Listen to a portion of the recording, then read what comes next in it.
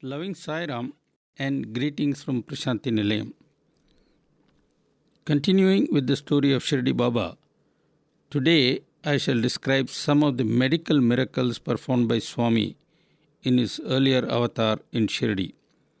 We are of course well aware of the miraculous manner in which Swami has cancelled cancers and so forth. But then, this he did earlier in Shirdi also, as we learned from Hemat Pant. Before I present the miracle stories, I have to call attention to some profound observations that Hemat Pant makes on the so-called free will. In today's parlance, free will essentially means the license to do what one pleases, and it is a concept that is popular in the advanced societies. Now, a thing is free only when there is no price to pay. But do those who do as they please get away with it? Hardly ever. And let us hear Hemat Pant on the subject. He says, quote, "Living beings think that they are all powerful, but he who thinks he can do what pleases him should listen to this. If the living being were truly free, why should sorrow and suffering alone be his lot when he toils for happiness day and night? But such indeed is the power of his fate. Though always quick to avoid suffering here, there and everywhere, yet suffering follows him. In trying to ward it off, suffering embraces him more closely. In shaking it off, it clings faster than ever. In vain does the creature struggle. In vain is the arduous effort, day in and day out. Had the creature been really free, he would have sought nothing but happiness and would not have touched anything with even a suspicion of sorrow and suffering." End of quote. In this last stanza, Hemat Pant makes very clear what real freedom means. It means being free from the clutches of the senses and of the mind. One who is not under the control of baser instincts would seek ananda or bliss and not sense gratification in the name of being free to do what he or she wants. This is not freedom but slavery. Anyone who is a slave to baser instincts would one day or the other have to pay the price. That is what the law of karma is all about. In other words, there is no such thing as a free lunch. Let me now turn to some of the miracle cure stories that I promised earlier, and I shall start with the tale of one Bhimaji Patil of Narayangaon, a village near Pune, now called Pune. This Bhimaji was well-to-do and enjoyed a comfortable life for many years until destiny caught up with him one fine day. In 1909, Bhimaji had an attack of TB. He ran high temperature and suffered severe bouts of coughing. He spat blood, became bedridden, and his body became emaciated. He lost all appetite, and his family tried everything to revive him, from calling in native doctors to performing rituals that would exorcise the evil spirits that were supposed to have entered Bhimaji, causing him suffering. Nothing worked, and everyone became desperate, including Bhimaji. As Hemat Pant says, quote, "Patil became weary and despondent, saying to himself, 'Oh God, what have I done? Why has everything failed? What terrible sin could I have committed to deserve such suffering?'" End of quote. People do not realize nor appreciate, but when one cries out with purity in the heart, God does respond. He did in the case of Bhimaji Patil, as Hemat Pant describes, quote, "And when God heard Patil's anguished cry for help, he was at once moved by compassion, and Bhimaji suddenly thought he should write a letter to his friend Nana Chandorkar. To have remembered Nana Sahib at that moment was nothing but Sainath's prompting.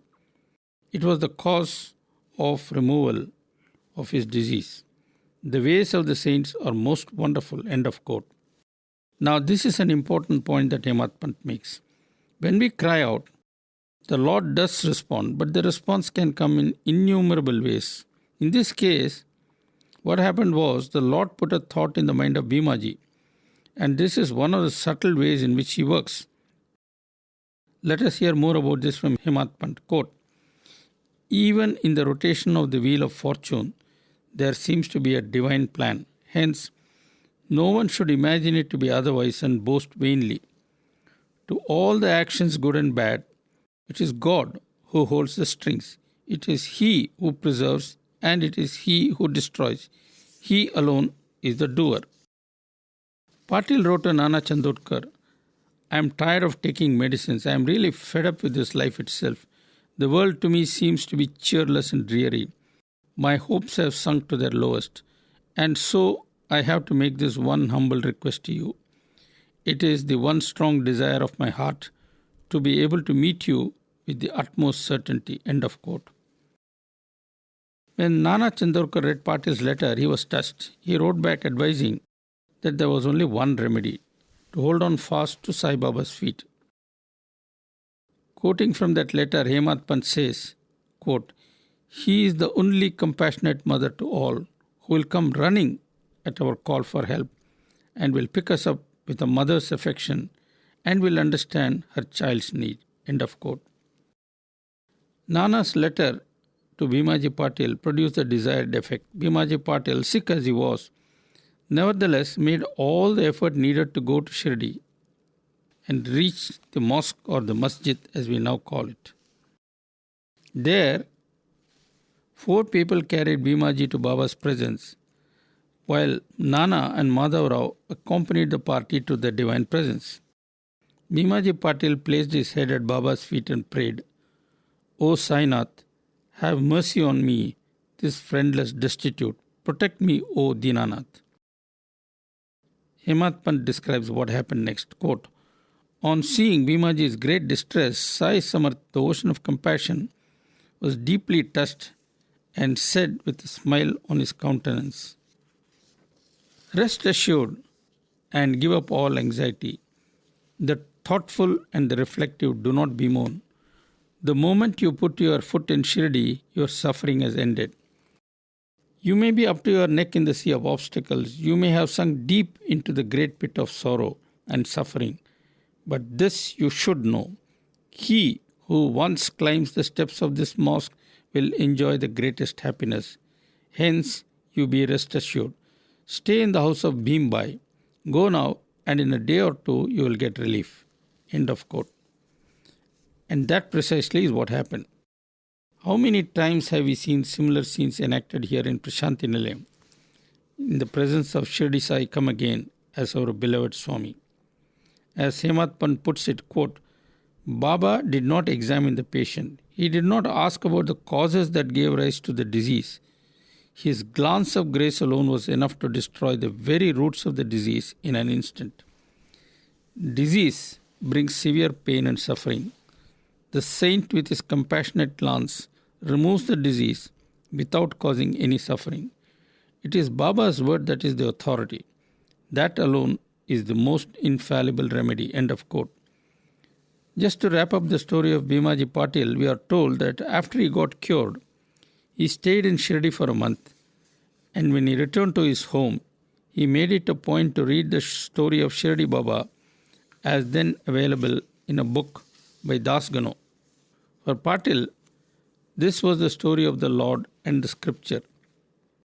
His way of expressing gratitude was to read the Lord's story daily, reminding himself of the glory of the Supreme One and his infinite compassion. At this point, I would like to recall a few of the medical miracles performed by our beloved Swami. There are, of course, any number of them, and I would like to begin by playing for you a clip from a recording we made while conversing with Captain Oberoi. For the benefit of those who do not know him, I would like to mention that Captain Oberoi was for many years with the Indian Airlines, serving it in many capacities. After retirement, he came here to Prashanti Nilayam to settle down permanently, and over here, he first supervised the construction of the Sri Sathya Sai Airport and thereafter served for over a dozen years as the airport officer. Let us now listen to that clip. I developed an uncontrollable cough and slight pain when I used to sing bhajans or talk too much. I used to feel a terrific pain and choking in the throat. So I went to Indian Airlines doctor. Indian Airlines, incidentally, has a very good medical scheme even now. And we get the best. So he said, I think this is much more than a sore throat. So he recommended me and sent me to a specialist called Dr. Ramlingam, who was one of the better-known ENT specialists in Madras. So Ramlingam had a look at my throat. He says, there is nothing wrong with your throat. Blood tests were done, nothing wrong with the blood. He said, it's much deeper. It's into your voice box. So tomorrow you come at an empty stomach. I'll dilate your system and I'll probe into the voice box and we'll see what's wrong. So he looked, he saw, he didn't like what he saw. So he took some scrapings. He says, I'm sending this for biopsy and tomorrow we'll tell you. I don't want to scare you, but I think you should be a little concerned about what is wrong. Were you concerned? Not much. Frankly, no. Did you have any inkling of what the diagnosis could be? He was quite obvious. He didn't name the disease, but I knew what he was talking about. So, but I said, doctor, all right, we'll leave it till your biopsy report. By that time, I had developed so much faith and confidence in Swami that if it has to happen, he will let it happen. If it doesn't have to happen, he won't let it happen. So this faith was there, and this gave me the courage not to be bothered about these small things. And next day, he declared the verdict. The report was malignant, first-grade cancer, not invasive at the moment. The analysis said not invasive at the moment. It could become invasive if not controlled. So he gave me various ways. The treatment we will decide later. But now we have to consult an oncologist and all that. But my Lord wouldn't leave a man whom he converted into singing bhajans to die of throat cancer. So unannounced, I got another message from Jogarao as usual. Swami is flying from Bangalore to Hyderabad on so-and-so date. Can you be there in Bangalore? He wants to meet you. So I flew down to Bangalore because whole of South was Indian Airlines mine. I could step into an aeroplane and go anywhere I liked. So I arrived in Bangalore the previous evening, the date when Swami was to fly. So at Whitefield, he talked to me. He said, oh, you have come. Tomorrow morning I'm flying to Hyderabad. Come in the plane with me. I said, Swami, I'm always on the plane. Even if you had not called me here when I know about your flight, I would have come and joined that flight here. I always fly on that plane. So next morning, I was on the plane. During the flight. What aircraft was it? It was an Airbus 300 those days. Oh, Airbus the big 300. Ones, yes, these big ones. Indian Airlines didn't have these A320s at that time. They were just being brought in. They only had that huge one. Yes, there's Boeing 737s and the wide-bodied A300. So Swami used to sit in a seat 8A. I remember every day. That was his particular seat. And in 8B used to be the late Radhakrishna. 8? Not 1? No. He did not want to travel in the J class. I see. He wanted to travel in the economy class. Is that right? So 8 was the first row of the economy class. That I know. So that is why he used to have the seat 8A and next to him Radhakrishna and then his entourage around him. So he sent the hostess. He says, one of your managers, Rubra, is somewhere on this aircraft. Bring him. So she brought me. मैं तुमको बोला था ना मेरे पास बैठो इधर तुम उधर कहाँ बैठा है अच्छा राधा कृष्णा हटो he made me sit next to him. I felt very awkward sitting at the same level with him. I mean, after all, if you believe in him and accept him as God Almighty, at first time it's rather awkward to sit at the same level with him sitting next door like this in the seat. Sometimes he compels us to do such So things. he said so ना बैठता क्यों नहीं है मैं खा तो नहीं जाएगा I will not eat you up, sit down. So I sat down. Seat belt sign was on. I didn't put on the seat belt. So he, like the grandmother, he put the seat belt on me. Now tell me, अभी तुम बिल्कुल बोलता नहीं, गाता नहीं, चुपचाप रहता है. Why? So I said, Swami is antaryami.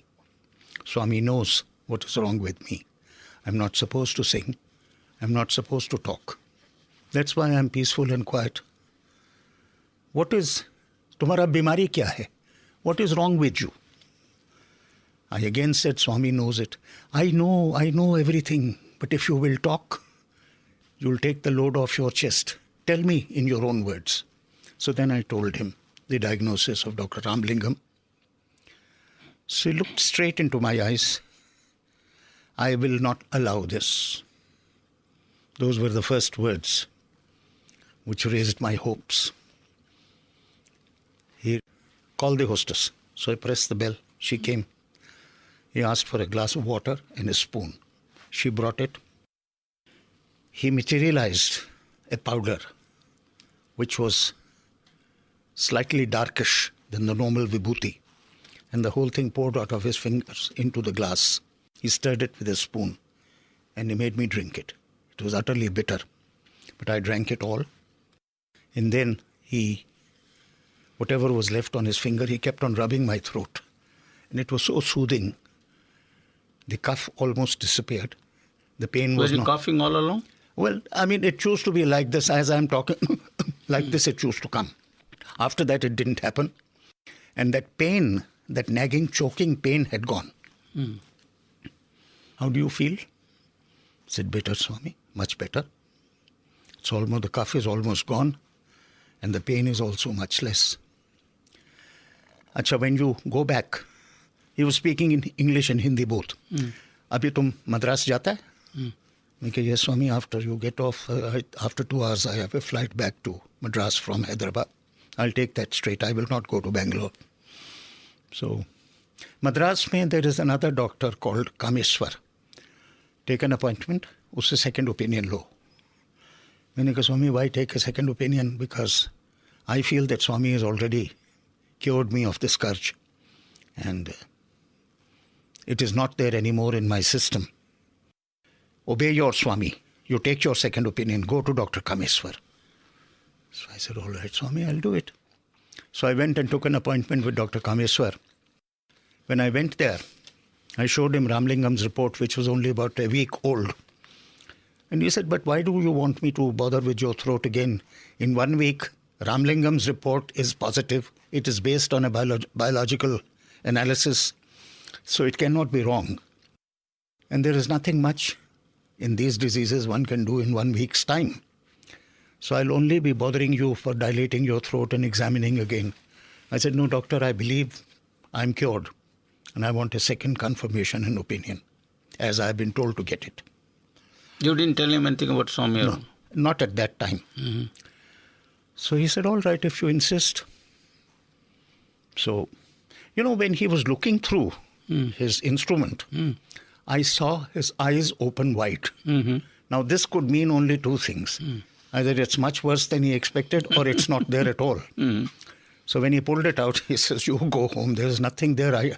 Either I'm blind or Ramlingam is blind, because in our medical science, there is no possibility that the cancer, even of the first grade and non-invasive, can disappear in 1 week's time. But I can't see anything. Your vocal cords are absolutely normal. And if I would give flight to my fancy, I feel that your vocal cords have been replaced and they're absolutely of a much younger age than you. Obviously, it appears that when Swami was doing this, he was manipulating something.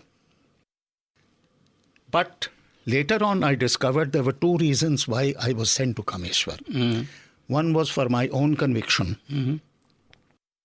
And second was for his conviction, because he was on the outer periphery to believe or not to believe, to believe or not to believe. So he was using it as a bait to get him in. So the moment he heard about this, he fell flat on his face at the lotus feet and accepted him as what he had been playing with, to accept or not to accept.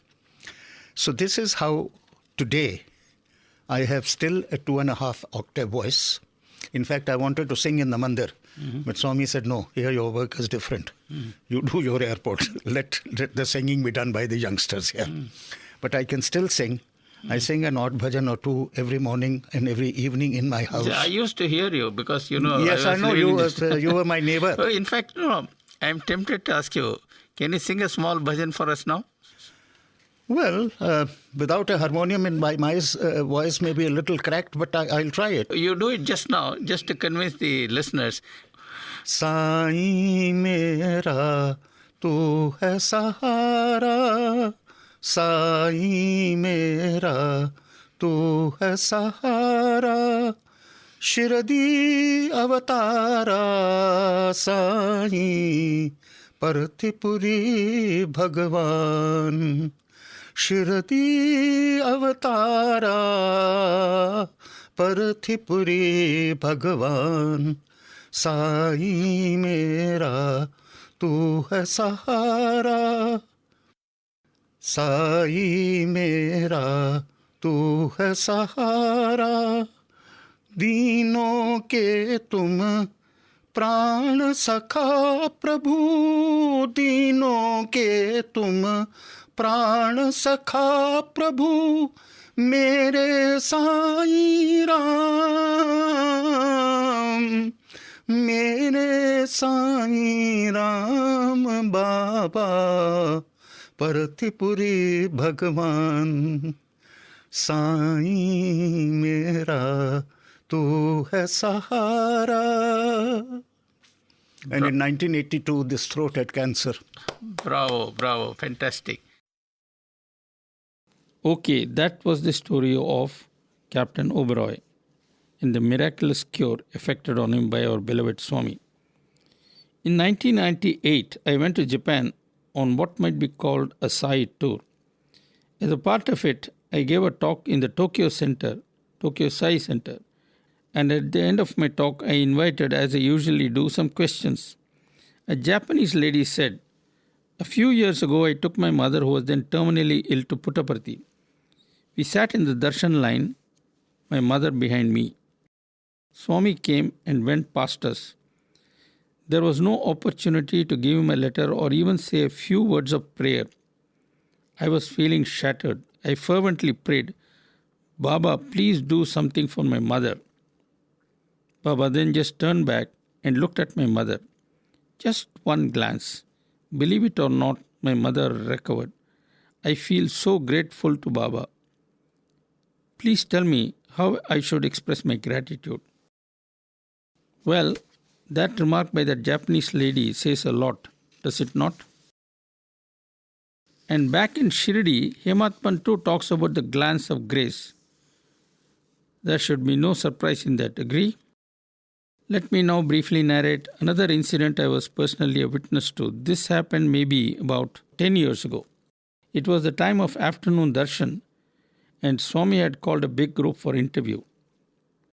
When the interview was over, Swami came out, wiping his face as usual with a kerchief, and behind him trooped out those who had been called in. In that group were two devotees on wheelchairs.